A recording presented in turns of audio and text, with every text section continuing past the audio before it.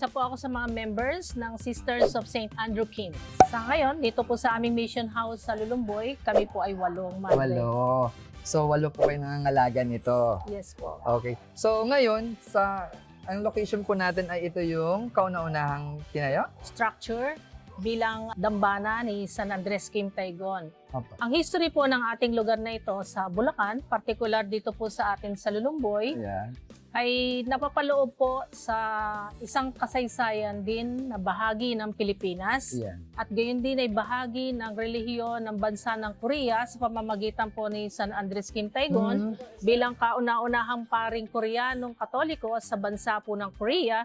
At si Thomas Che naman po na ikalawang pari ng bansa po ng Korea. So, ito ay tinayo noong?